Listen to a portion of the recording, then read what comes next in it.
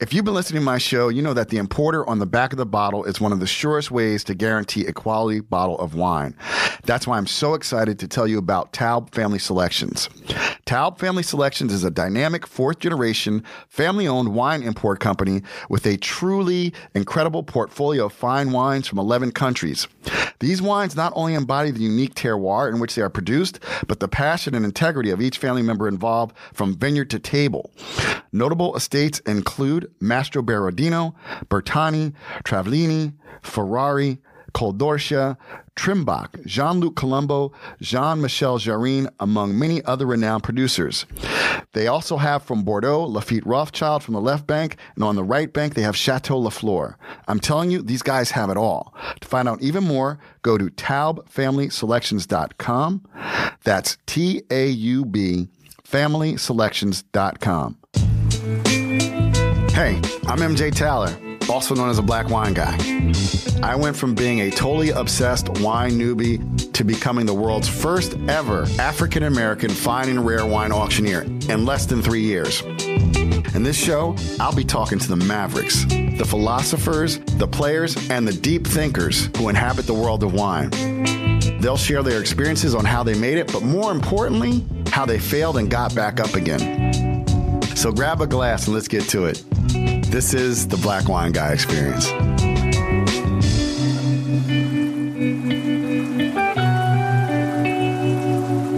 Hey everybody, what's up? It's your boy MJ and welcome to the Black Wine Guy Experience. My guest today is a passionate wine expert with over 25 years in the wine business, founder and president of Fass Selections, Lyle Fass.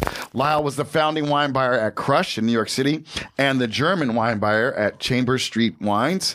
He founded Fass Selections in 2013 and has grown it to be one of the leading importer retailers in the United States. They specialize in wines, and I haven't even been drinking yet, from France, Burgundy, the Rhone, Champagne, Loire, Jura, and Bordeaux. Italy, Barolo, Brunello, Barbaresco, Umbria, Valtellina, Germany, and Switzerland. In addition to wine, Lyle is a passionate, some might say obsessive, collector of sneakers, as well as a big lover of hip-hop. More on those subjects to come. Welcome, Lyle. It's great to be here, MJ. Thank you so much for having me. And I hope I don't say anything stupid. Oh, you have to. That's what this thing is for, man. You're going to have to go back and listen to some episodes. Yeah, I mean, I'll try and minimize the stupidity. Usually like one ridiculously stupid thing that I have to apologize for, I average every 90 minutes. So. Oh, okay. Well, I think we got about 90 minutes, so we'll get at least one still. Oh, it'll be a doozy. Tell everybody about the wines you brought this evening.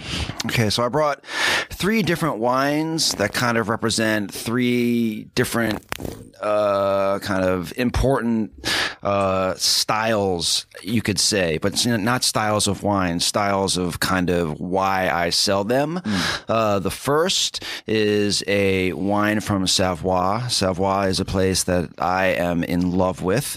I love visiting. It's beautiful. It's mountainous.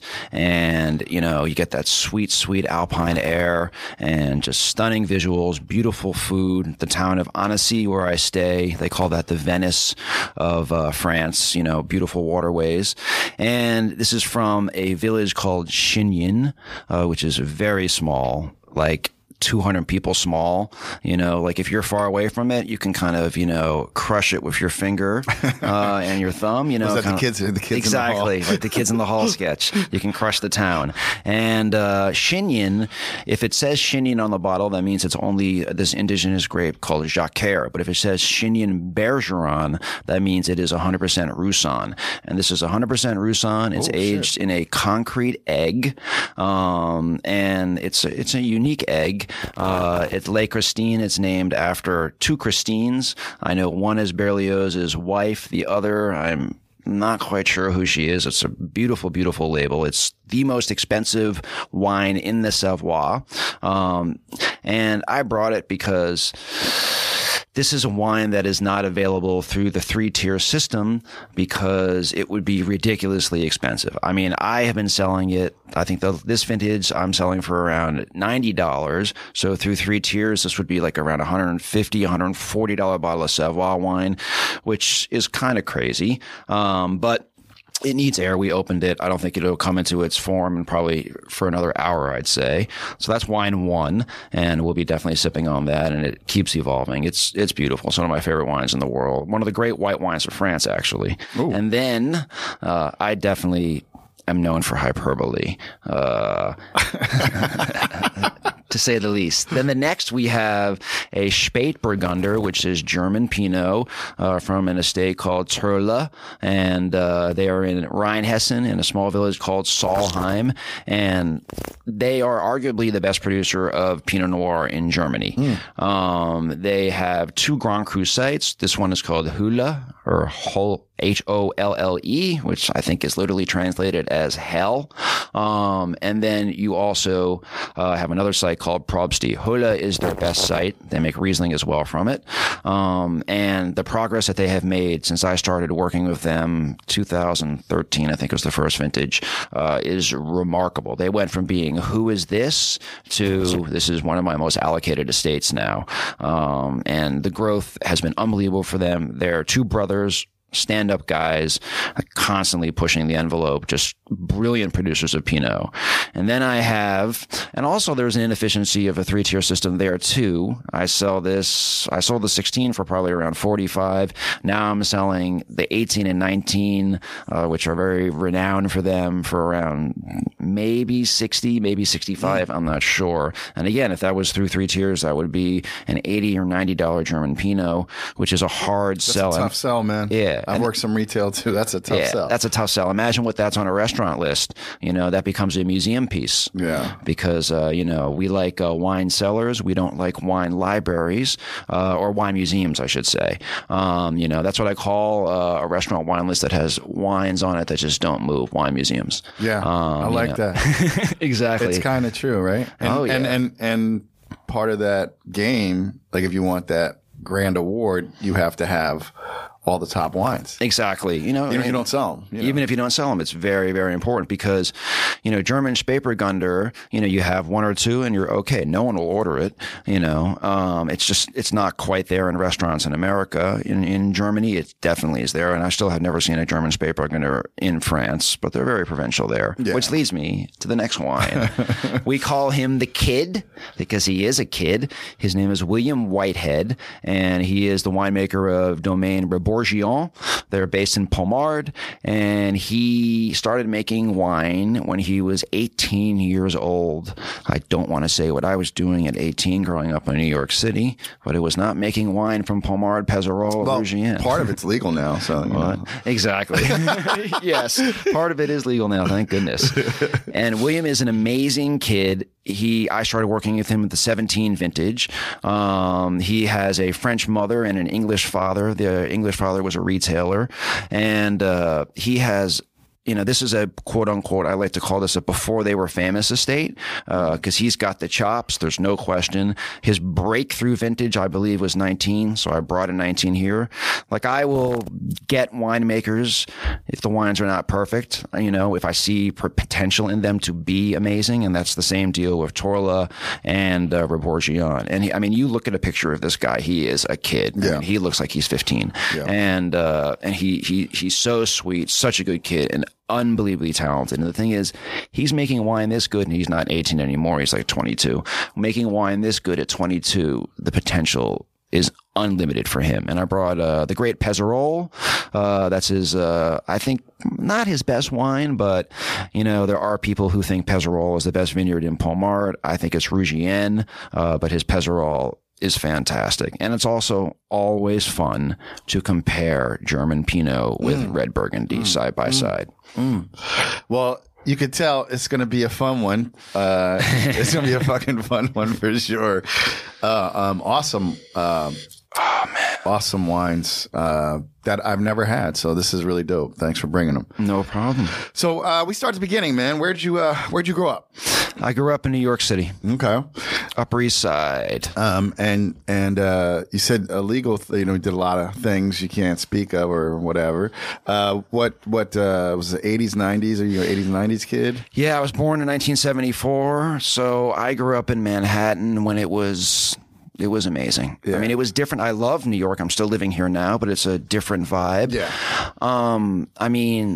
there was so much freedom back then, but there was also an element of danger, which I really liked. Right. I mean, I would be hanging out in Central Park at night, when I was 13, 14, 15 years old, etc. People now are thinking, oh, well, that's not a big deal. It was a big deal back then. It was just, it was a big crew of us hanging out in Central Park and, doing whatever. Let's just, put it that way. And, it was a fun time. We also I hung out tons on rooftops, rooftops and stoops and Central Park. That's definitely a lot. And obviously when my friends' parents would go away and we had those apartments, that was always a lot of fun. There was no question about that. There was a great scene. What movie was it? I cannot think of the name right now, but the ice storm. Okay. Yes. The ice storm. That definitely had a scene in there where parents were away and, kids were causing trouble. There were a lot of scenes in my youth like that. It was always about when the parents are going away. I went to a party. I went to a party at John Capon's house in the mid-90s. Oh, his parents yeah. away. Exactly. So I know exactly so what you know see. those parties. Yeah, I know those parties. Those parties were so much fun. It was it was terrific, and that was and the rooftops. I mean, rooftop parties. Rooftops were huge in New York. Yeah. I mean, I climbed into, we see New York City skyline is like with lots of, those water towers. Yep. I totally have swam in one of those. On a dare. It was the water's not that nice. But it was wonderful growing up. I love New York City. Now it's different. Yeah. There's, and the Village was the Village, the meatpacking district. Yep. The Rasta's selling there by oregano. Yep, exactly. And I was a Deadhead back then. Yeah. There was this guy on A Street, Julius. I remember he was selling Grateful Dead bootlegs on St. Mark's Place and A Street. I used to love going out with, hanging out with him. And I bought some crazy things in stores. I remember once I bought Ninja Stars in a store, Oh, yeah. That's back in the day. You could buy Kubatons. Yep. It was Ninja crazy. Stars. It was insane. Fucking crazy knives. Yeah. There was just a box of knives and Ninja Stars and all these other things until like a 13, 14-year-old kid, you're like, oh my God, give me some. I didn't do anything with them. I was just like It's just cool to fucking have. Exactly, and you show your friends. I'm like, listen, I got a Ninja Star here. What can you do with it? I'm like, nothing. It's a Ninja Star. I'm not a ninja. Were you the type of Deadhead? Did you collect tapes? Yeah, I definitely collect tapes. My life was about Maxell XL2Ss. Yeah, that was because I had a roommate when I was in grad school was a Deadhead, and that's how I learned about it. Like it was high quality tapes. You wanted the soundboard tape, of course, the soundboard, but the ideal soundboard's the one where you wanted the audience as well. There were certain soundboards where you had the audience as well because you wanted to hear the cheer when they dropped like a Dark Star or something, and everyone going crazy, or add Scarlet Begonias coming out of space, whatever. Those moments are incredible. I mean, I went to like 150 Dead shows or something, and I loved it. They used to play at Madison Square Garden, so we would stay up all night, and then 8 o'clock class would be difficult. 9 shows in a row. They did huge MSG runs. Oh, those were the days. Wow. God, I sound old. Well, but I was thinking about it because I'll be 54 this year, and I watched the Super Bowl and I saw those quarterbacks and they're kids. I know. So like you said, this young guy, 22, you realize I'm at an age, I'm like, wow, that is a bait. They're barely shaven still, man. Yeah, I don't think he has facial hair yet. Yeah. And he's got those ruddy cheeks as well. He looks like he's out of like a Dickens novel or something. Just an amazingly talented kid. And the way he's so good. When I was in Burgundy in February 2019, the last time I got sick was February 2019. And because my driver who I was with, I don't speak French. I don't know how to drive. I'm a true New Yorker. So whenever I go to France or wherever, I have to have someone drive me around. And in France, I have to have someone translate. Oleanne, I have to give her a shout out. I know she's going to listen. She was my translator and driver, and I was sick and I had to cancel the appointment, and he came all the way to the hotel with his father and not with his mother, just with his father. And it was like his first presentation to an importer in the United States. I'm in a bathrobe and those crappy hotel slippers, that looking like Eddie Murphy in Beverly Hills Cop. Exactly. I looked terrible. I was sniffing like crazy. He comes with a 6-pack. I'm trying to like present, my company, sneezing every couple seconds. And then eventually I started tasting the wines at the hotel at Charles de Gaulle, and I was just blown away. And it was tough for him in the beginning. I'm glad he stuck with me because we did like one offer and then the tariffs dropped, so that killed his momentum, killed it. No one was, and then the tariffs, went away, and then the N19 came, and then the momentum came back, and people really, really love his wine. Well, there's going to start to taste the 19s now. 17 is a great vintage for him, but it was imperfect, as I said before. 18 is one of those vintages that is great, but you can't touch these wines for 10 or 12 years unless you like all the saliva completely extracted from your mouth. They are brutal tannic beast, but 19 is just one of those vintages that is just, a why we collect Burgundy vintage. And he nailed it. He got the finesse. He got the elegance. I mean, it is scary. He's making wine as good as like 50, 60-year-olds. I can't imagine. I think he's going to be, I think he will be the top winemaker in Pommard in our lifetimes. I love it. So he's like kind of like your Koosh, like Kermit. Remember Kermit's Yes. Koosh? Mm-hmm. Couldn't give that shit away. Oh my God. The whole, in the beginning when I started to shift to Spepergunder, when I started selling Spepergunder, people would write back like, "You've got to be kidding me." Yeah. I'm like, no, I'm not kidding you. Please taste these wines. Anderlecht Mole was my first estate.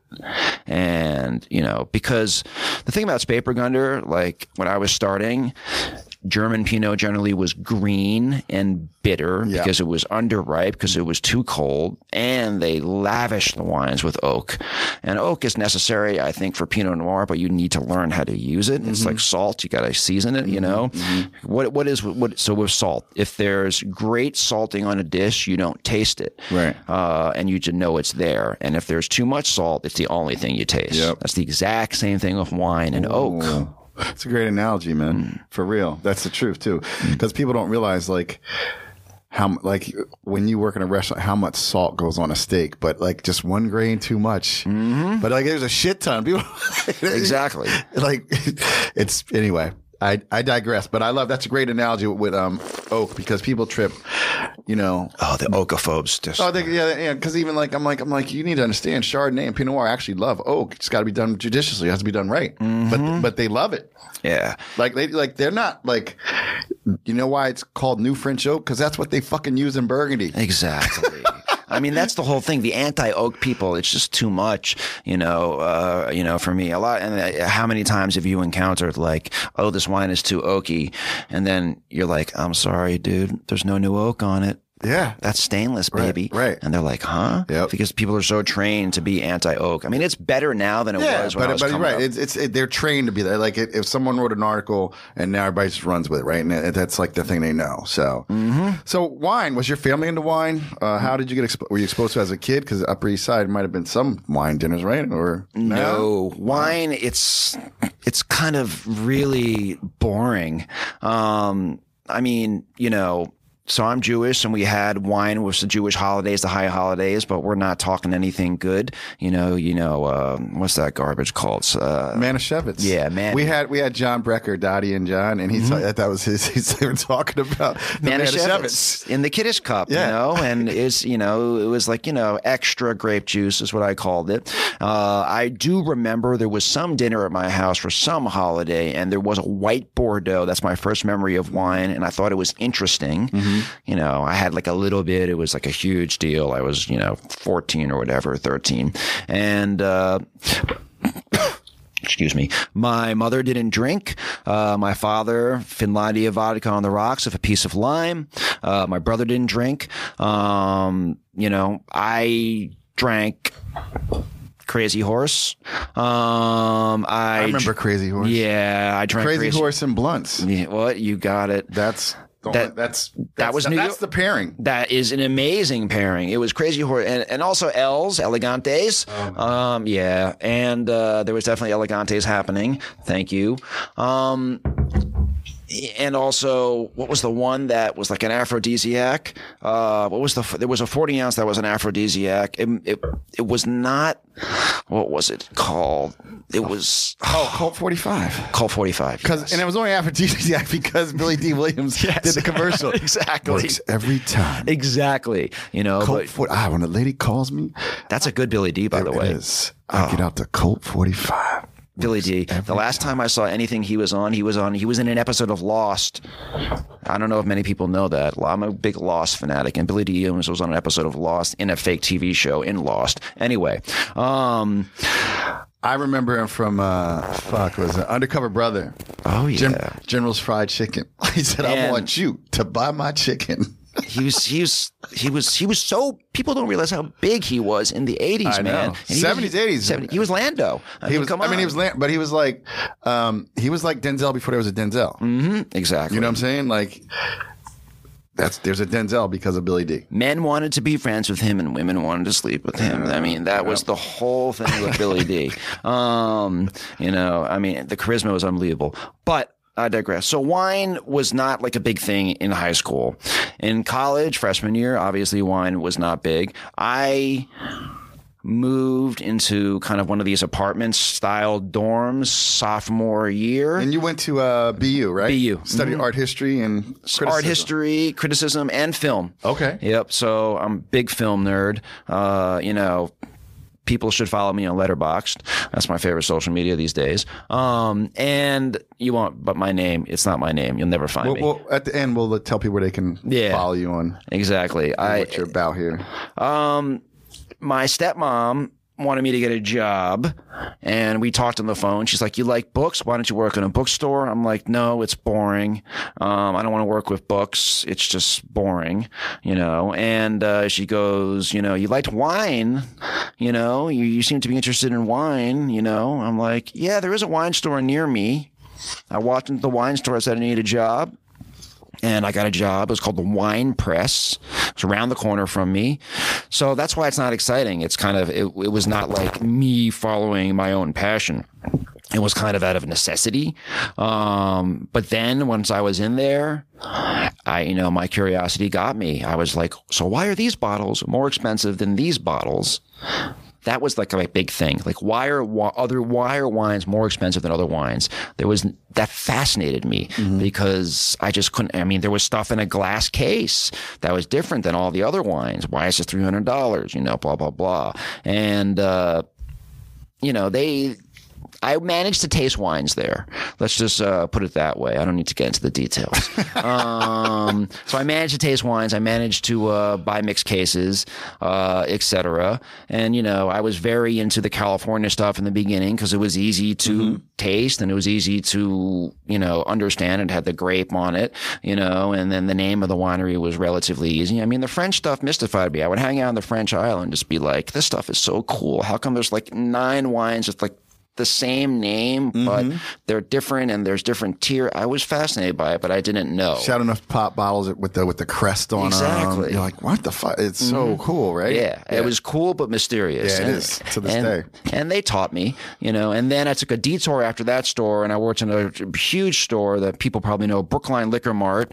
And by the way, wine store names, they still are hurting to this day. I mean, it's improved a bit, but, Brookline Liquor Mart, you don't think of like, class and elegance or anything, you just kind of, and Brookline Liquor Mart had an amazing wine selection, but they also had, scratch offs and they all, yeah. And, the 1.75s of Smirnoff. Yeah. And the little ones, the little nips, I think they were called. That's when you're working in a liquor store. Yeah. Exactly. When you sell nips. Yeah. That's the delineator. And those wonderful people that come in 10 times a day. Right, exactly. They sadly, they panhandle. They get enough money. They come and buy a nip. Exactly. They go back panhandle, get another nip. Exactly. But the markup on those things, it's too hard for some retailers to resist. Oh my God, yes, exactly.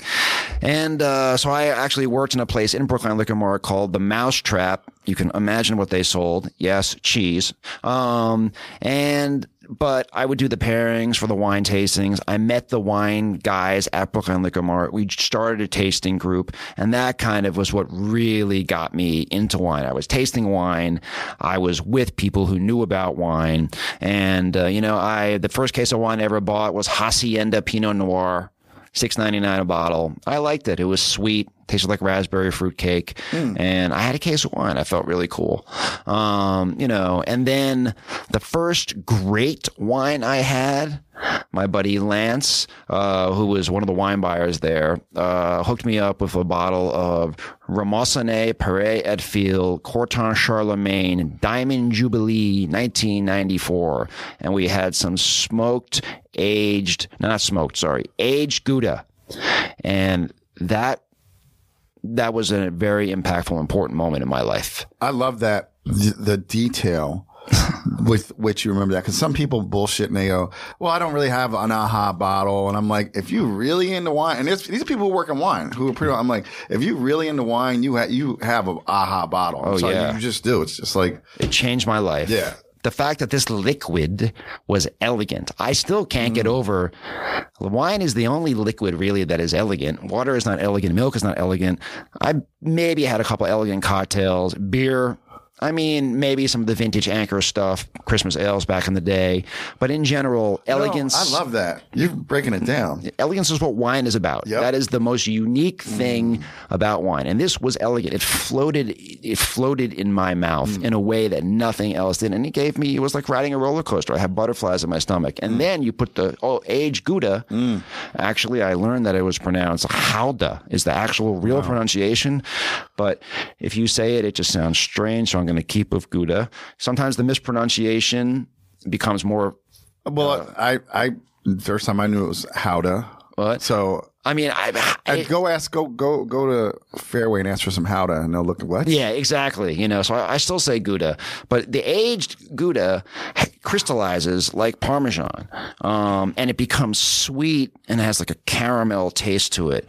And this was kind of like a youngish Corton Charlemagne. This was in like 97. So we're talking 3 years old. It was maybe a current release. But you had the kind of Great Corton Charlemagne kind of has this hazelnutty nuttiness to it. And you have that combo with that kind of caramelly beauty of the smoked or the aged. I keep saying smoke for some reason. The aged Gouda. And it was just, it was alarm bells in my head. I was like, this is what I want to do for the rest of my life. That was the bottle. That was the match. That was the moment. It was just magic, absolute magic. I couldn't believe it. And I became very friendly with another wine buyer there, this guy named Peter. And it's time for a funny story. I did get fired from that job. But it's because I'm a passionate guy. Yeah. Talk about why you got fired. So I really wanted to get the most interesting cheeses. And I was dealing with this distributor, and they brought in a sample of this Comte. And I'm telling you, I loved this Comte. It was amazing. It was really hard for me to find good Comte because a lot of Comte is kind of garbage. And I wanted to order it. And I said, yeah, let me get I don't know, a normal amount, whatever it was, or a pound, 2 pounds. And they said, it only comes in a wheel format. Oh. And I said, yeah, I'll be able to sell it. The wheel was like 90 pounds, I believe. And this was and they had a special order for me. So it comes in, and they have to actually bring the Comte in a hand truck. All right. So they got a hand truck coming in with this cheese. My boss is just looking at me like, what? And the bill was ridiculous. And I was fired the next day. Not only was I fired the next day, they shut down the mousetrap after that. And everyone was eating Comte sandwiches for the next 8 months, apparently. And that was the end of me there. I think it's a funny story. It is funny because he should have just made you fucking sell it. That's what I did. Well, I barely ate any of it, which really annoyed me because it was so rich and creamy and beautiful and just long and had everything, it totally shut down the mousetrap. So basically, the guy Peter was opening a new store in the north end of Boston, and the north end is like probably one of the only traditional old school Italian neighborhoods in the country that is left. I don't know how it is now. Right. I mean, you had like, some guy coming in like, hey, you want to buy a suit? That type of Italian neighborhood. It was great. I loved it. And Peter was amazing. I consider him my wine mentor. My tasting group was great, but Peter was my wine mentor. I mean, I was there from the opening of the store, and he organized the wines in the most fascinating way, from kind of lightest bodied to fullest bodied. There was no regional distinction. There was no anything. It was just, it went around the entire store, lightest to fullest. It was brilliant.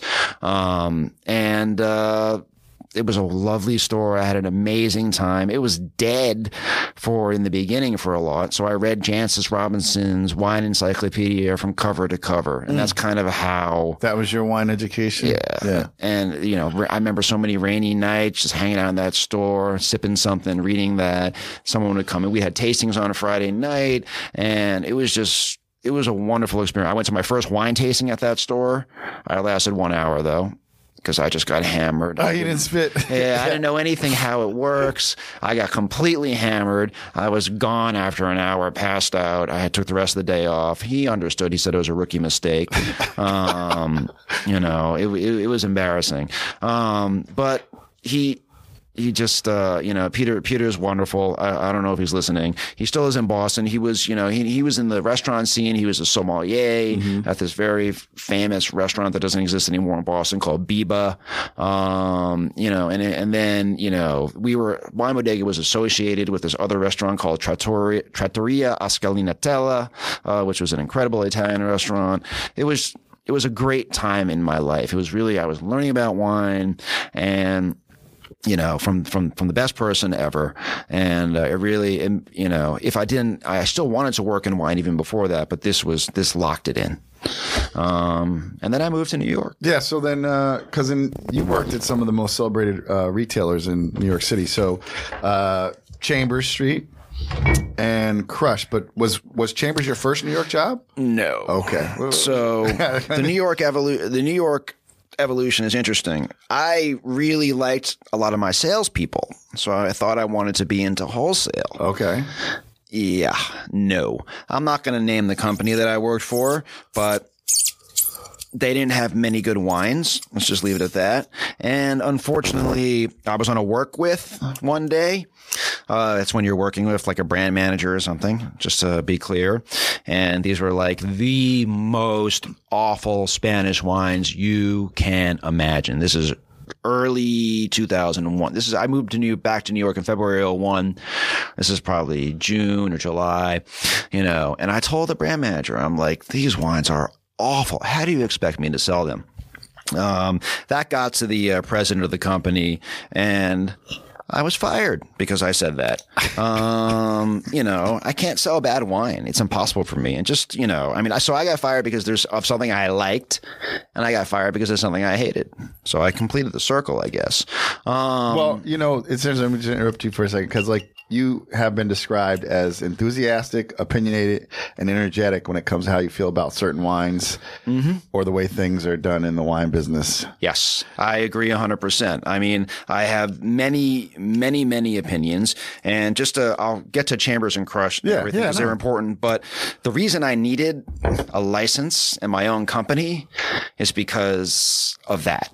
That's the entire reason. I'm too opinionated, and I can't. People always had to rein me in, and I still have to be reined in. I mean, when you have your own business, actually all your customers and suppliers are kind of your boss, but I also can say kind of whatever I want, and I'll have to deal with it, whatever repercussions, the market dictates the repercussions, obviously. We did some research. Like, and you had one of those, like on one of the wine message boards, like someone was just going like, don't buy wine from Fass Selections, blah, blah, blah, They love me on the wine boards.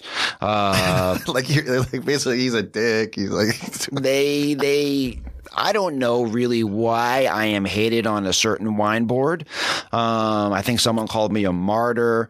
Someone called me brain damaged. I really don't know what it is. Well, part of it is people don't get punched in the fucking face anymore, right? So like, it's like you could just put. It's not like you went into some shop and somebody would say some shit because they would know. There's repercussions for your words in real life, but the internet's not real life. Internet muscles, baby. Everyone has them. Yeah. You know, I mean, whatever. I mean, but that's just interesting. I mean, I love that though. I mean, you know, I can't look at it. I mean, I don't look at it. You should never look at it. And that's the thing. Like, I remember when I started this, I got like one bad review. I had like 89 good reviews. I got one bad review. And then I realized, like, everybody has something to say, and the internet makes it easy for you to say it. And I read something the other day, and most people aren't qualified to actually have an opinion on the topic anyway. So why? Everyone has an opinion. Right. Just like everyone has an asshole. You got it. And, you know, and then early in the episode, I was like, I tell people, Vivino's ass. It's trash. It's 25 million people who don't know fucking wine talking about wine. Oh my God. And they all think that they know everything about every topic. Right. I mean, it's crazy. I mean, I don't, you know, participate, on wine boards because of that reason, because it's just, you know, there's some good people on wine boards, don't get me wrong. No, but I agree. The loudest voices always are the worst voices. The people who have, like, you know, you're like 68,000 posts, you know, I'm like, you know, you just see that, like, this person has issues, you know, posting 68,000 times on a wine board.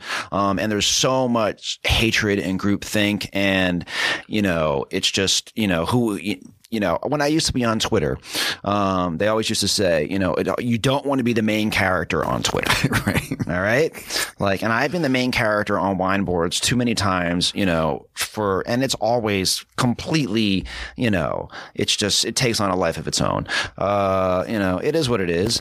And, I don't know. And I know for a fact, you know, if I met any of these people in real life, there would be no problem in any way, shape, or form. Right. And, you know, and that's the shame of it. But, you know, I can't, think about it. I used to be, you know, very, you know, I got kicked off the Parker board. I don't know if you know that. No. By Parker himself.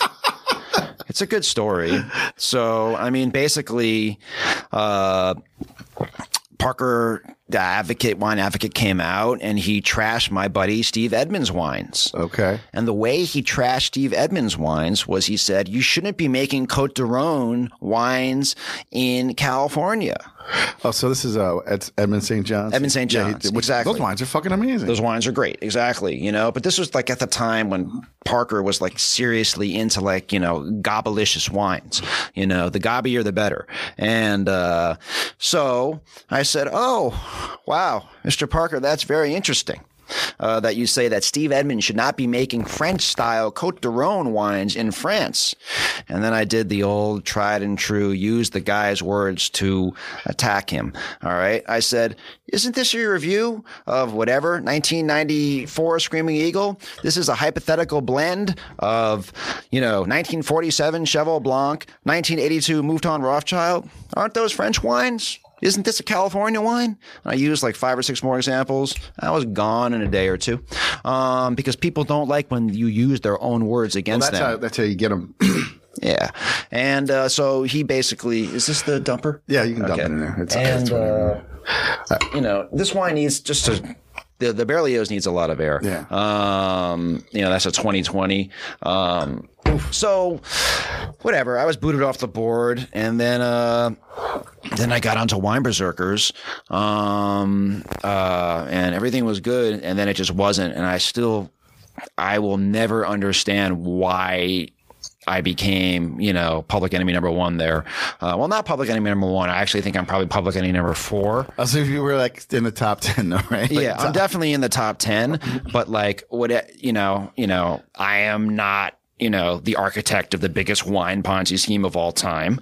You know, let's just get that out of the way. Although I was grouped with that guy the other day. Wow. I also do not counterfeit wine and did not go to jail for it, even though someone said I was, you know, in the same league the other day. You know, still though. Well, goddamn, this is beautiful, right? German Pinot Noir. German Pinot Noir. What? Amazing, right? And 16s, just to geek out, 16s in Northern Europe are drinking beautifully right now. Good Lord, man. If I swish, does it like Does everybody hear it like really loud? Okay, sorry, world. It's a wine show. Beautiful wine, right? Beautiful sweetness, but an earthy sweetness to it. Yeah, exactly. Right amount of sweetness up front, but then it gets earthy, and then some fruit comes back in the end with the oak. Balanced and elegant and really, really nimble. And so great German Pinot Noir, I call red Riesling. All right. And let me get the whole red Riesling thing is very important to me because, you know, when people think of like Pinot Noir that's not from Burgundy, they always try to compare it to Burgundy. German Pinot Noir is not Burgundy. It is red Riesling. It has more in common with dry Riesling or even sweet Riesling than it does with Burgundy. Although we're talking limestone soils here. So it does have something, you know, similar to Burgundy, but it has the nimbleness and the transparency of Riesling and also the energy of it. You know, that is why, and the best German Pinot Noirs are in the red Riesling style. I mean, I have most of mine are in the red Riesling style. I look for that. And I love nimble. That's the word for me. It's a good word. That really describes these wines. So quickly to circle back, after I got fired for saying that the Spanish wines were shitty, one of the accounts I called on was called The Wine Shop, a store on 82nd between First and on First Avenue between 82nd and 83rd Street. I worked there for a while. I really liked working there. I was the German wine buyer there. 2001 German vintage is a very famous vintage. I sold tons and tons of wines from that vintage. That's kind of how like I made my reputation as a German wine guy. They gave me complete autonomy over the newsletter. So I wrote a newsletter like once a month. It was crazy getting that thing printed. I mean, you know, we used some sort of printer. It was only cash. I had to go there with like this huge amount of cash. Like it was very weird. Sketch. Sketch. Oh, I haven't heard. You are my generation. That's right. Man. So you understand sketch. Yeah, man. It was super sketch. But the freedom of having that newsletter definitely planted the seeds for Fass Selections later on. I could write and do whatever I wanted and everyone responded. And, you know, and I designed the whole thing myself on some horrifying program that would be laughed at today. I don't remember what it was. I think like it was like PageMaker, but it was exactly, like, which is now Adobe Creative, but it was just called PageMaker. Exactly. It was. I loved it. I loved that newsletter. People were excited about the newsletter. Anything in the because previously, before I started the newsletter, they were advertised in the New York Times. That was like $5,000, and it would be amazing, but it was not really consistent. It was like a weak hit. A week of sales. The newsletter just, circulated. It was good. Hey, let's take a quick second. We have to take a quick break because you just have so many stories. But take a quick break. We'll come back with more Lyle Fass. All right, are you ready for another great distributor to look for when shopping for fine wines and spirits? Let me tell you about Independence Wine and Spirits, or IWS. IWS is one of the hot, up-and-coming distributors of fine wines and spirits headquartered in New York City. Like Taub Family Selections, IWS is owned by the Taub family, who have re-entered the New York wholesale market, bringing the family back to its roots in distribution, where they held court from 1951 through 2004. IWS is proud to represent an exceptional portfolio of high-quality, terroir-centric, and historic producers from around the world, including Italy and France, where they have an exciting roster of burgeoning vignerons from Burgundy that are coming your way soon. They also have domestic producers such as La Coya, Cardinale, Staglin, El Molino, and many more. To learn more about IWS, go to independencewine.com. Okay, we're back. So you were talking about newsletters. So the newsletters, and actually print and also printed newsletter. Oh yeah, because now everybody does digital shit. But I like the paper. I loved it. Hold it. I'm old school, but you can argue that I got fired from that store too. You did. All right, because we've been together like an hour, and and you're not, and it's because you're just someone who actually gives a fuck. You give a shit. And the reason I got fired is because we were having basically I wanted to educate the customers on what corked wines were. Okay. And I wanted to have a little tear-off page on the front of the store that we would give to every customer. What is a corked wine? This and that. And my boss, was like, then everyone's going to say every wine is corked and everyone's going to return every wine. And I'm like, you really think that lowly of your clients? That's what I said. And that wasn't not received that well. And basically it got pretty hot pretty quick. And I walked out because I believed in educating the clients on corked wine, and the few jerk-offs that were going to be like, this wine is corked, whatever. You cannot design a policy based on the naysayers. So that was the end of that job. And you could just take the bottle back and not let the motherfucker buy any more wine from Exactly. you. Literally. But educating your clients is very important. Unfortunately, that was the end of me there. Although I'm still friendly with the owner and his wife as well. I just pulled the cork. That smells ridiculous. No, it is. He is. I figured a little air wouldn't hurt. Of course not. All my wines need air. I actually have a blog that I write that I track wines over 2 or 3 days because I think most of my wines are better on the second day. Yeah. So that's a lot of wines, I think. And I've seen I'm on your list, and you have amazing $20 wines, but if you have an $80 wine, it's somewhere else would cost like $300, 3-tier system. Yes. But these are all wines that taste better the next day. Of course. If you have the restraint. Exactly. There's no question. I have the restraint at home, although sometimes when I do wine dinners with other clients, the restraint, goes out the window. Satin Setting, which is one of the most important things in wine. Just, I remember every time I work, whatever wine stores I would work in, sweet, just married couple comes in.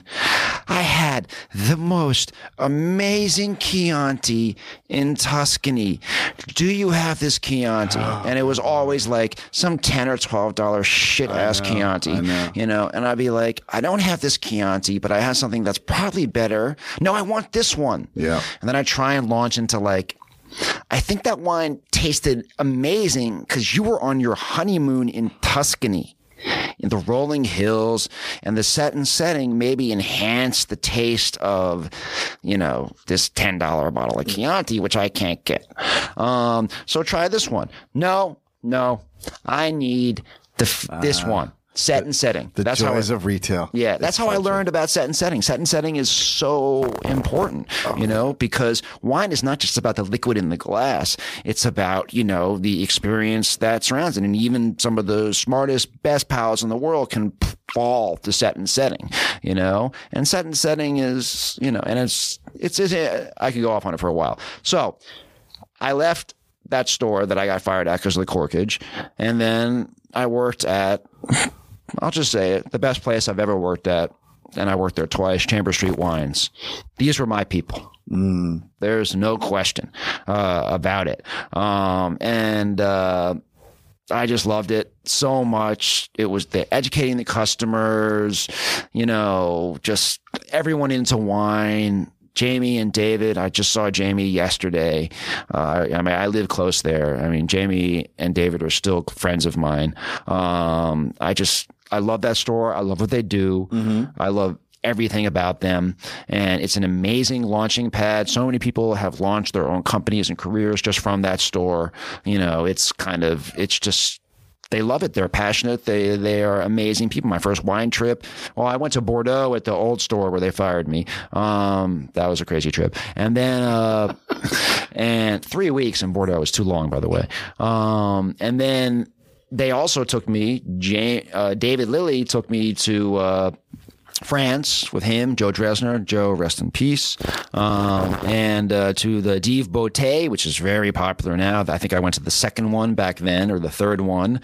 It was like a natural wine fair back then, way before natural wine was a thing. Right. David Chang was at the Dive Beauté I went to. Wow. Which is crazy. That is crazy. Yeah. That's how, 2008. It was in Deauville, which is one of my favorite cities in France. Casinos, great old school Jean-Pierre Melville films too. You know, Bob Le Flambeur. Anyway, and then it was an amazing experience. I loved it. And then we went to Macon. I was in Burgundy. I did get very sick on that trip, but whatever. And it was just, Chambers was amazing. And then Daniel Jonas, who we all know, hit me up and he said, Drew Niprant from Nobu is opening a wine store, and someone recommended to me that I should be involved in it. I wrote the business plan for it, and I was the original wine buyer there. Crush, the whole thing was my design. You know, God, that makes me think of Hannibal. Do you ever see Hannibal, a TV show? Yeah. This is my design.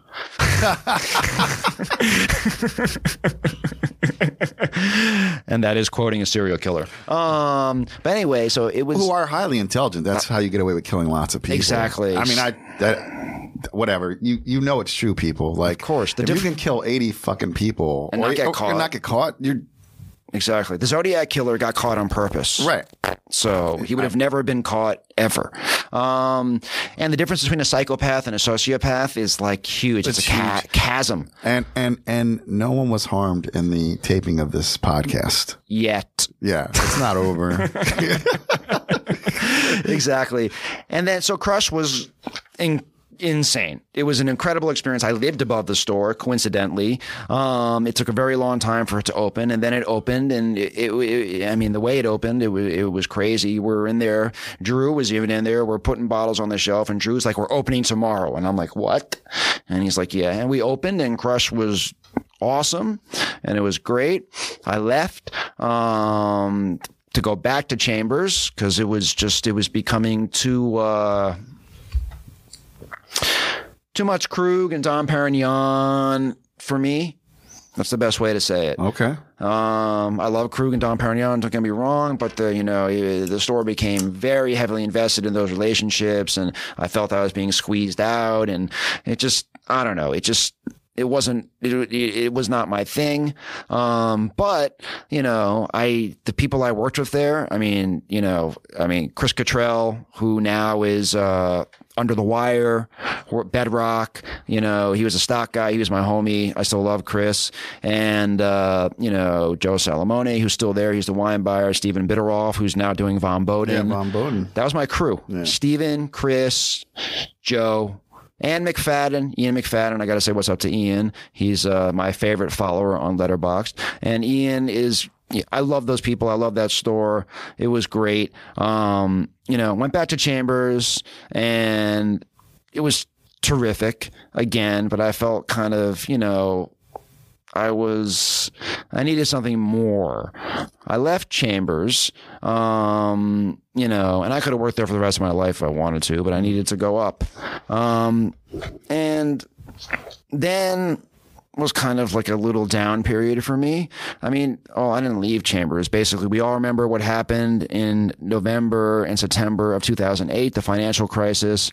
And, I got laid off with like 12 other people or 10 other people in the same day. They hated to do it, but they had to do it. That's harsh, but yeah, it is what it is. I'm still friends with them, and it sucked. And I was unemployed for like 8 or 9 months, longest I've ever been unemployed in my life. And it was a dark period for me. I did not enjoy being unemployed. And then I finally hooked up with this weird store called the Green Grape, and I convinced them to write a newsletter, and then I get some other profits. It lasted 3 weeks because I was micromanaged by the guy, so did not like that. But someone else saw the newsletter and hired me, Daniel Posner, Grapes the Wine Company. And he hired me, and that's when I started to really sell wine for Daniel. It was very successful, then my business partner, who also was a customer of mine at the first retail store, the Wine Shop, the place I got fired from because of the cork thing I wanted to do. His name is Matthew Cohen. And all you need in life is one person to believe in you. That's it, because I was stagnation. I was stagnating, I kept going from one retail store, bouncing back and forth, and I knew I had so much more I could give and offer and contribute. And Matthew, you believed in me. I'd sell him tons of wine and everything. The first time I met him, he was walking out of the wine shop with some garbage bottle, and I said, "You're not leaving with that." I gave him a bottle of like Chidane Mont Louis or something. I'm like, "Try this." And then I go to his house for dinner and we became very friendly. He'd buy from me at every store, and then, and he's the one who believed in me. He said, "Lyle, you can do a lot more than just, keep working for, the other people that you have obvious friction with." And he was right. He believed in me. It's the most important thing. And I left Grapes. It was contentious, obviously. Come on. You haven't figured out the pattern yet? Right. Left Grapes and opened Fass Selections in 2013. Our first offer was March 7th or 8th or something. And it's been up and down, it's been up for a very long time, but at the beginning, opening your own company is really hard. Like, we had no idea how we were getting the wine over here after the first offer. So we figured it out eventually, obviously. Shipping is always a challenge because we only ship a couple times a year. That's a challenge. And we partnered with some warehouse who they claimed that they were going to solve the shipping problem, because the shipping problem, it's almost like the trolley problem, that whole thing. There's a ethical thing, there's a train running down the track and, you can either save one person or save 5 people. That's like the trolley. Oh, yeah. That's the problem with shipping and retail, especially with 3PLs, which are, independent warehouses that ship for you, is that the people who, wine is a highly detailed thing. So, I'll have, Torla, who we're drinking right now, they make 6 wines. They make a whole Riesling and a whole Pinot. And the people who are packing the wines, they don't know anything about wine. Right. All right. Right. So, right. That's the problem, and their mistakes are made. Yep. And unfortunate. So this warehouse claimed that they figured it out because they would have sommeliers and stuff packing the boxes. And I just start thinking, what sommelier wants to work on the floor of a warehouse packing boxes?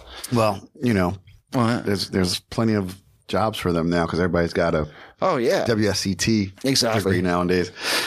They went out of business. Let's just put it that way. It did not work out. And eventually we found, and then we had another warehouse, called Vin Gone. We actually nicknamed it Vin Gone.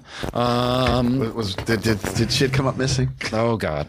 A lot. They actually quit in the middle of a ship, and we settled with them. And then, our current guy, Wine Care Logistics. I mean, the shipping is like a huge part of my job. Shipping is probably very boring right now to everybody. Wow, you're smelling that? Yeah, man. Yeah, man. Fucking wow. Let me get some of that. No more shipping. It causes me consternation. The kid. The kid. Oh my goodness! The kid right? is in the house. Yeah. Oh my goodness. Can you hear MJ? Tell me initially what you think the difference is between the German Pinot and the Reborgion, the Pommard Pézerolles. The Pommard is it's so much more, got way more perfume. It just is like, let's see.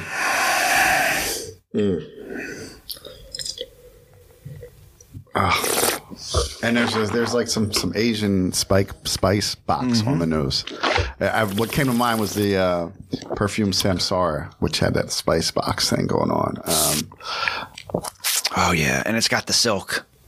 Yeah, I mean, I'm trying to think of the analogy of if you had 2 supermodels, they're both pretty, but the one is just a little, a little extra. Yeah, right. Okay, so yeah, you basically say we got Claudia Schiffer versus Linda Evangelista over here, man. Dude, you are definitely speaking my language. Yeah.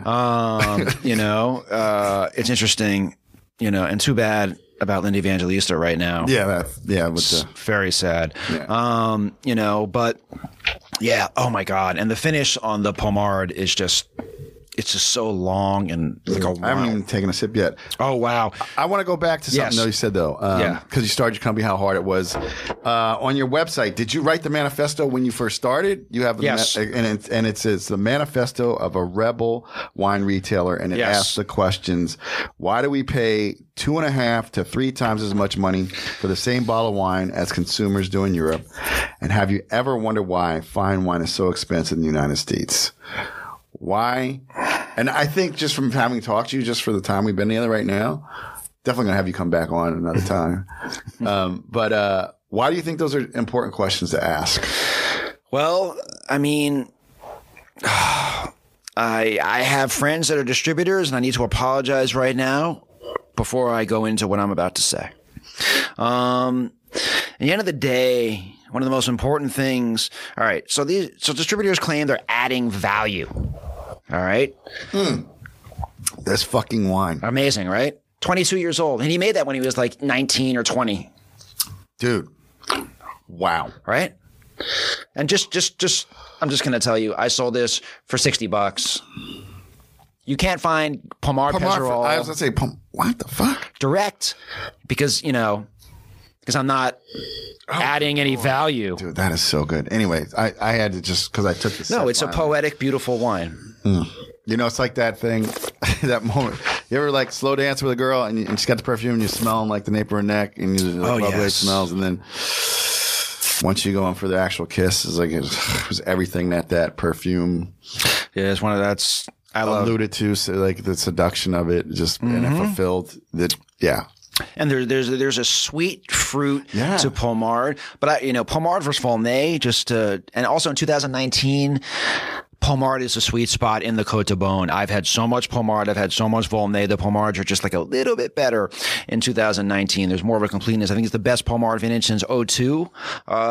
It's just a very, very special vintage. And Pézerol is such a just great. So the 3-tier system, Joe Dresner is a huge influence on me. I just need to say that. He called it the 3-tier schnook system. That's fucking good. Sorry. And talk about the 3-tier system. No, and it just, because I live in Jersey. That's one of the worst. It's a shit show everywhere. I'm just going to be completely honest. I don't feel so bad. It's necessary for like Kendall Jackson, where you're selling 1.5 million cases, you need a distributor. But is it necessary for here? Can you grab that bottle of Pommard and read the numbers on the upper right? Upper right. See that? Okay. Yeah. Number 32 of 320. Do you need extra layer? You know why? No, because first of all, fucking if like your volume, you make your money, you're gonna just sell the shit. You gotta be passionate to sell wines like this. Of course, exactly. Right. I mean, and it gets lost. Like so many and that's how they get some of these bigger distributors get boutique stuff. Is just like they just move so much shit, and then someone sells their winery to a bigger thing, and they're like, "Well, we're going to go with this distributor now, right?" And I digress. No, I've been completely, fucked so many times, because I am out there. I'm not going to reveal how I research my wineries, but believe me, there are people that are seeing what I have and just going to the producer and saying, I'll take it all. I'll take it all, and, just stepping on my game, not doing any of the research and figuring out, trying to find new wineries. There's so many people that have done that to me. I mean, it's just endless. So, but the other part of the manifesto of the Rebel Wine Retailer, there's an important sentence in there as well called "Great winemakers are born every day." Well, you reading my fucking notes here? Oh yeah, great winemakers are born every day. So it's not like this. It's not this hopeless feeling if I lose a winery. Yeah, you help build someone up.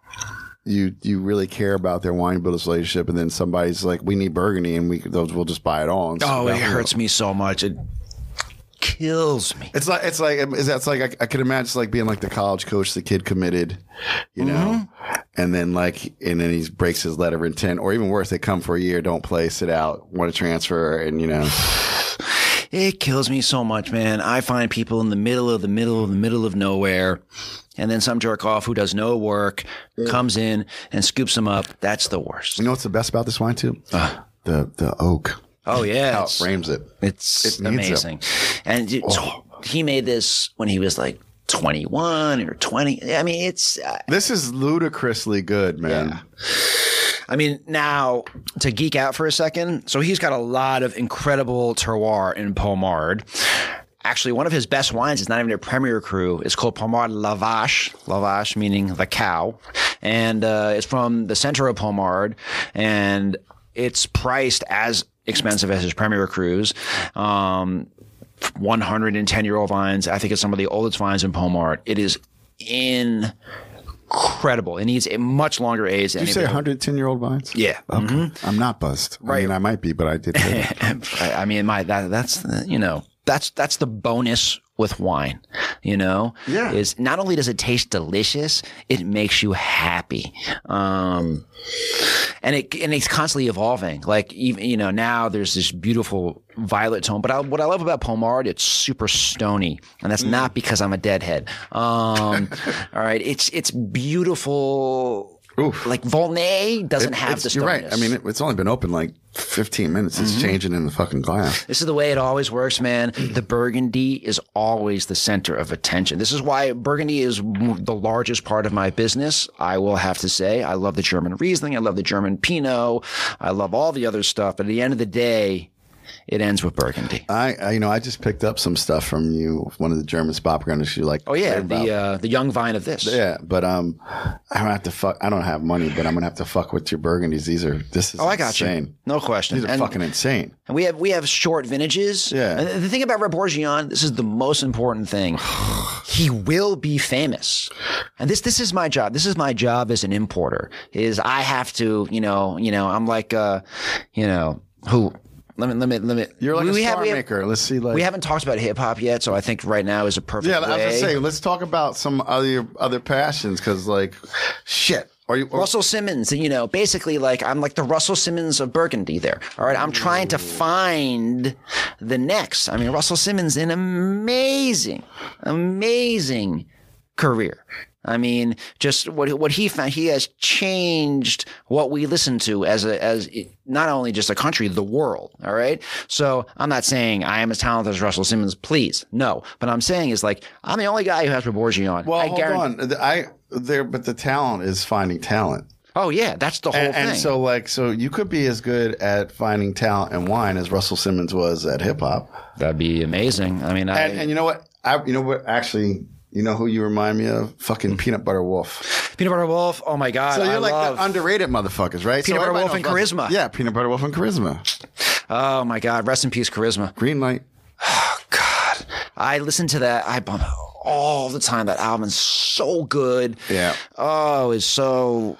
Actually, there's nothing for me. Sorry. There's nothing better than West Coast, East Coast hip hop. Oh my God, yes. Like that Peanut Butter Christmas shit. Like there's certain people like Souls of Mischief. Souls of Mischief, 93 Till Infinity. Oh my please. God. That song turned me on. I did a show with my buddy Devin Horowitz, who is the guy behind Nature Sounds. He's super down of MF Doom. Rest in peace again. God, I've said rest in peace so many times. I know. Listen, we're at that age where so many motherfuckers are dying, right? I know, but MF Doom's death really. That was some fun. Oh my God. And but again, a resurrection, right? Oh my God, resurrection. Like KMD. People don't know about KMD. Dude, no one knows about KMD, and KMD was, they look at when they came out, but there's groups, there's hip hop artists who are hip hop artists, right? And they're that type of thing. That's Black Moon, right? Don't front, I got you open. Oh my God. And Buckshot. The shortest, baddest fucking guy ever. I saw him live at a place in Brooklyn. I don't remember what it was called. It was basically Smith & Wesson was doing something with a live jazz band, and they did all the classics. Buckshot was also there, and the 5 Foot Assassin. I mean, come on, man. Talk about a short king. Yeah. I mean, come on. And, I just, and I was a deadhead that got super into hip hop. I mean, Souls, there was this club in Boston called Paradise, and Devin put on a show, my buddy Devin with Nature Sounds. It was Del, all of Hyro. Oh my God. So all of Hyro is there. We're talking Pep Love. We're talking Souls of Mischief. And we're talking my personal favorite, Casual. All right. They were all there. And all right, my parents are definitely not going to listen to this. You know, right now, I'm at the point where, like, will I say this or will I not? This will be for after. But basically, we had a really good time at this concert. They hung out at our house before. Del is a maniac. Fun fact: he dated Jerry Garcia's daughter. So there was definitely a connection there. Del killed. Did you tell Sam that? What? Sam Katuri?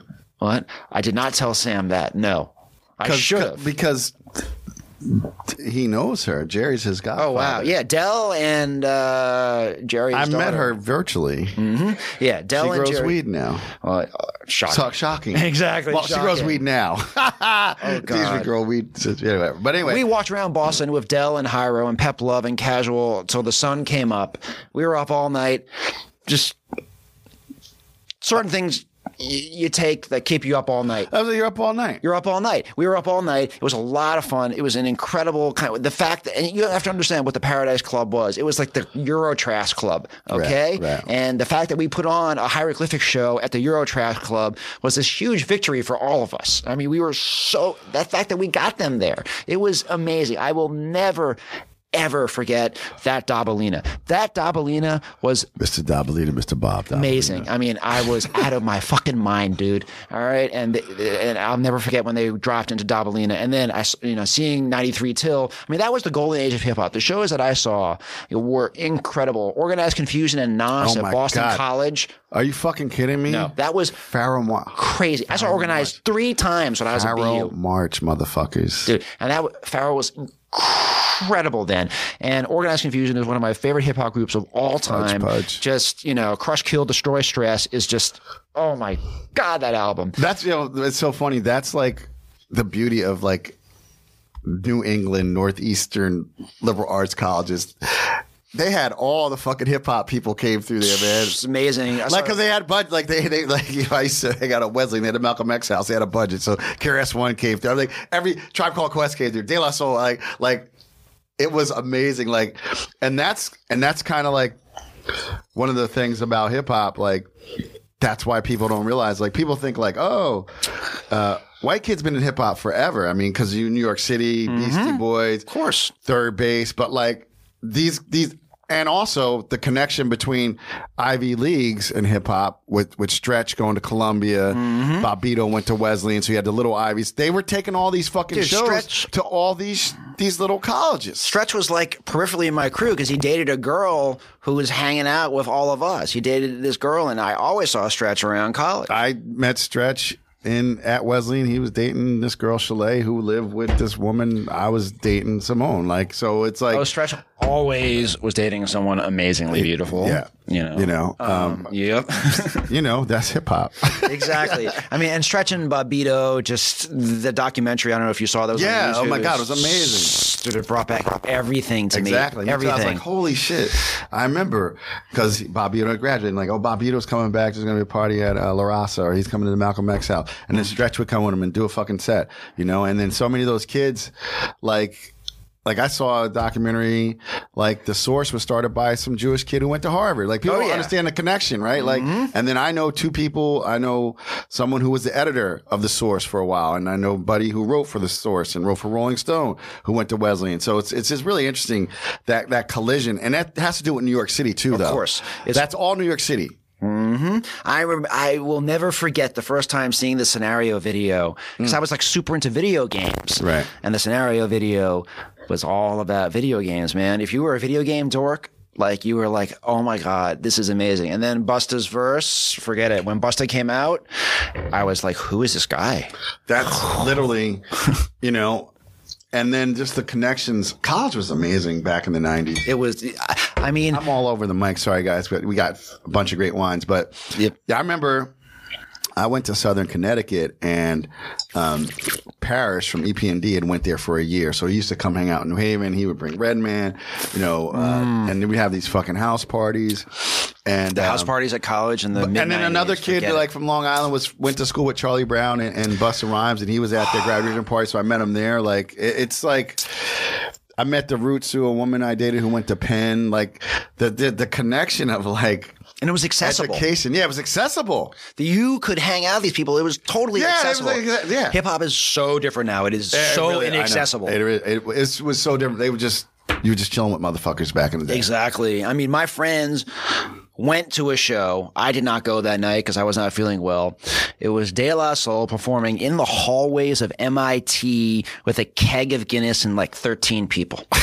I mean, this is not like that far away. I mean, it's 1995.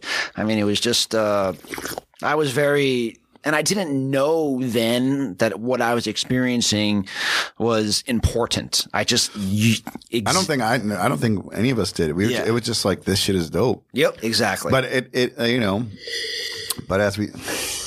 Wow, this the Roussan got good, huh? Well, it was good before. It was good, but it got good. I mean, it had a lot of tension, and they needed to allow itself to do what it needed to do. Not to get back to wine or anything, but the Turla has sweetened up beautifully. Get on the mic. I'll get on there. Make sure you're on the mic. No question. The more I imbibe, the less the mic is near my mouth. I know. It's okay. Sneakers. Oh, dude. Sneakers. All right, so we gotta definitely. Here's how I started following Lyle Fass, and I didn't know who really was. It was just Grape Lyle, and thank God for fucking wine critics, because his Instagram account, he'll let you know it's at Grape Lyle, but like it's just pictures of fucking sneakers. But I was like, why the fuck is Jeb Dunnock following this dude? I'm like, if Jeb Dunnock's, I was like, I'm Grape, it has something to wine, but I'm like, if Jeb Dunnock's following him, I'm gonna follow him. And like, okay, so I was telling my producer, I was like, you don't even know. Everything like this could be. I have to have you back. We just need to freestyle next time. Yep. Okay, so my first love, music, sneakers.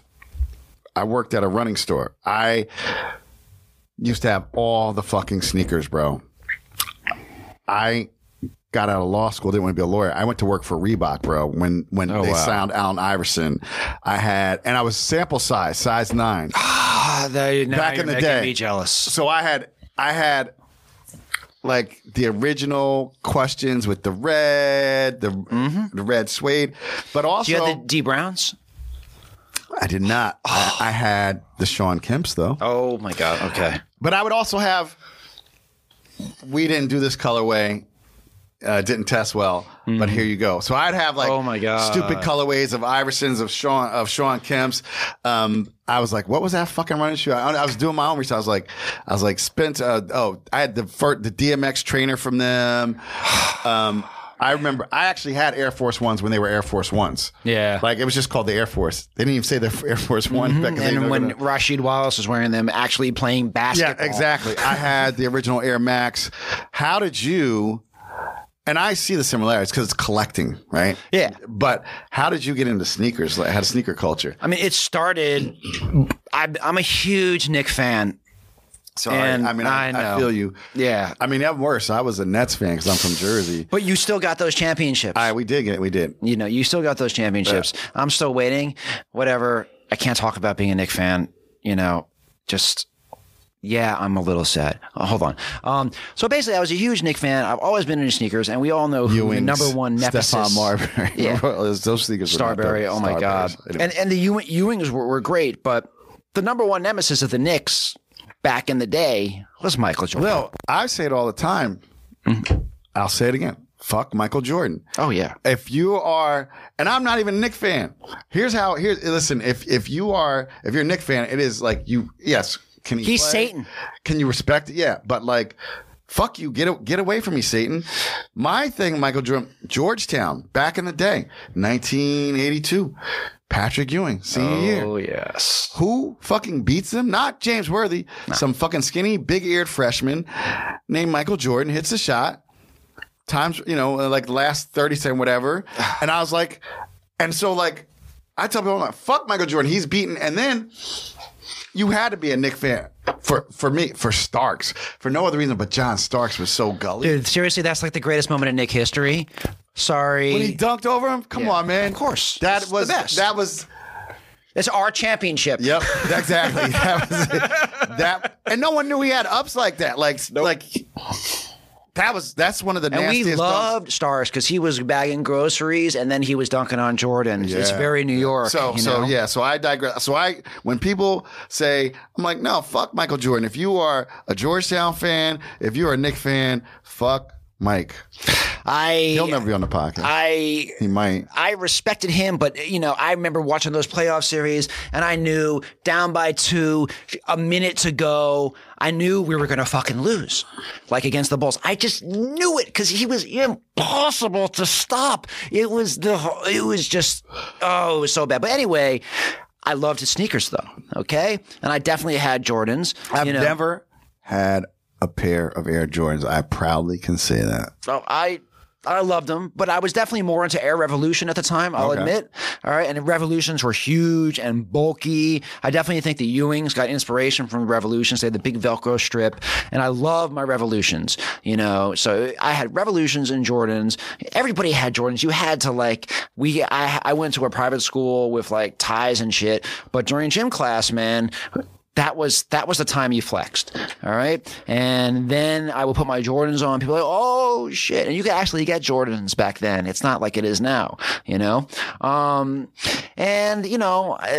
I kind of just was really into Jordans for a while, just like every young kid growing up in New York. It was our luxury item. And then I was a collector, but I wasn't a big collector, and then around 2010, I started to definitely get more into it with the Nike SBs, Nike skateboarding. Skateboarding was like huge for me because the creativity was so interesting. They had so many interesting pairs, like the Baby Bears, the Heineken Dunks and the What Does and everything. And the most creativity and the most greatest energy was within the Nike skateboarding line. And I would, they were cheap. Jordans were 100, Nike SBs were like 70, 80. There was a huge difference, especially if you're on a budget. Now Nike SBs, I have sold all of mine for a ridiculous profit because the hype is insane now. The hype train is crazy for Nike SBs. I could have moved them, whatever. But, I'm all about quality. If anyone who's tasted the Fass Selections wines knows I'm all about quality. So eventually I would get away from Nike because Nike's not all about quality. Nike's about hype. The shoes are uncomfortable. I hope I don't get sued by Nike. The shoes are uncomfortable. No, this is literally an opinion. Okay. Yeah. The shoes are uncomfortable. I know something about law school. I think you can still have an opinion. That's not slander. Oh, and the quality control sucks. All right. That's the quality control is terrible. Eventually I was going to figure this out because in the beginning I was like, I'm wearing these dope Nikes. I got the Air Max 90s, the Air Max 1s, all these different Air Maxes, collabs, blah, blah, blah. And then I realized it's all bullshit. And that's when I got into New Balance and Asics because that's really where the quality was for me. Well, as a runner, it was all about Asics. When I ran an Asics. Asics are incredible runners. For me, my Asics that I collect, I'm a huge Gel Light 3 guy, and I'm a huge Gel Light 5. That's so funny. But I remember the Gel Light was the shit when it dropped, bro. Oh, my God. I was freaking out. Bro, because I actually ran into Gel Lights. Love that shoe. They are and they look like amazing. They had the fucking the original Gel Light was orange and black and white. It looked like the Cincinnati Bengals, not the Cincinnati Bengals who have like a more reddish tint, but like the back in the day when it was orange. Mm-hmm. But yeah, Gel Lights, and then. But I will say this about New Balance for me, used to be. They were too clunky to run in. They were like old man shoes. Like they had like, dad shoes. As a runner, as a runner, I think their guy was it Greg Meyer or was he Brooks?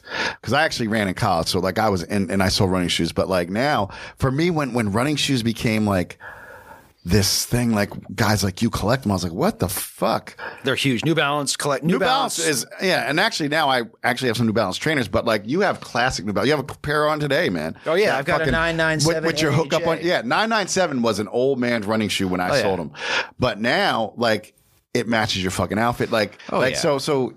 I read you sold all your Nikes. Sold all my Nikes. They were uncomfortable. The most important thing is they were uncomfortable. That was like the impetus.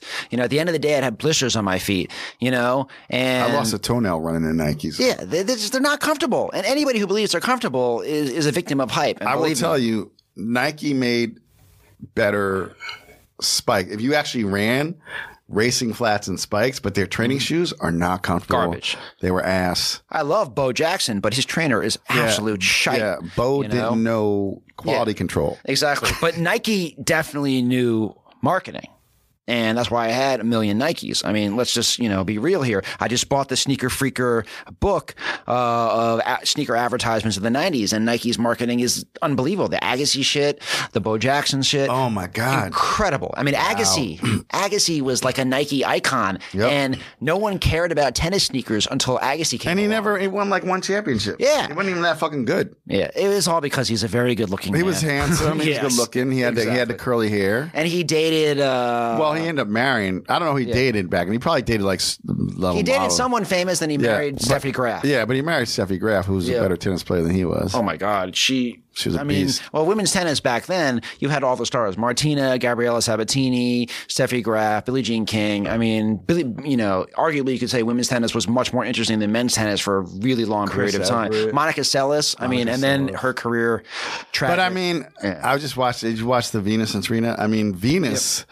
Serena's a beast, but Venus was like, there's no Serena without Venus. Oh, I completely agree. I mean, I've always thought women's tennis is more interesting because men's tennis, whatever. Pete Sampras was the most boring, excellent player of all time. He was so technical. Yeah, so technical. Okay, sorry. I can go off about anything. I know. You can tell. Listen. We fucking need more time. I definitely think we're gonna come back on just like some freestyle shit one time. Just like we're just gonna come in, just open some wine, and like just talk about what happened that day and see where it goes.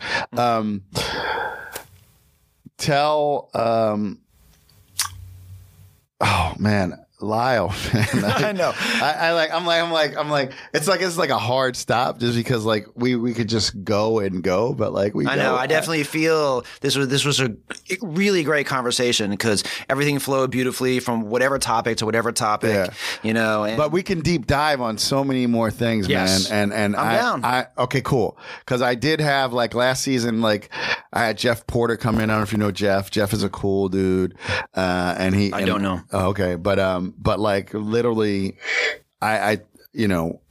we could just keep going, but we can't because someone else has to come in the studio. Yep, no problem. I am so down for a future freestyle. Okay, I will bring some sort of crazy elite wines, and there's endless amounts of topics we can talk about. Yeah, I listen. So that's going to happen, everybody. That's going to happen. The second part 2 ever is going to be with Lyle Fass. Listen, man. Really so much fun. Thank you for coming in. Tell everybody where they can find you, how they can be a part of what you're doing. I know you mentioned you're on some message boards. Where can people find you? Give them your handles and. So I have no Facebook. I have no Twitter. My principal social media is Instagram. I'm Grapey Lyle, GRAPEYLYLE. That's my sneaker account, even though it's named after a wine. And then I have Fass Selections Wine, which is my wine account. FAS, 3 S's. Just think of Fass Selections Wine. Fass Selections Wine. And then I'm on Reddit. Find me. That's all I got to say. And I'm also on Letterboxd. If you really want to read inconsequential movie reviews, Oh yeah, you got to come back. We'll talk about movies. Yeah, because I love movies. My Letterboxd is, hold on. He literally has to look it up. I have to look it up because it's just, my name is, it's very geeky. My favorite, the movie that really turned me on to movies was Alphaville by Jean-Luc Godard. And, the main character's name is Lemmy Caution, and came out in 1965. So on Letterboxd, I'm Lemmy Caution, 1965. And that's how you'll find me. But if you're interested in like reviews of like Spider-Man No Way Home, go somewhere else. And for all you guys who are listening out there, don't forget to check out the show notes for each episode. You'll find the info on the wine we drank in the episode, links to cool things we discussed in the show, and so much more. We'll have his where you can find him on there. So make sure you check it out. Until the next time, cheers to the Mavericks. Check. Philosophers. Check. Deep thinkers. Check. Wine drinkers. You checked all the boxes, my friend. Thank you so much for listening. It's your boy MJ. Peace. Thank you so much for listening. I hope you learned something. You had some fun while you were here. Please subscribe to the podcast and give us a 5-star review on whatever platform you're listening to. And if you want to be an insider and get special content, make sure you go over to blackwineguy.com and get on our email list.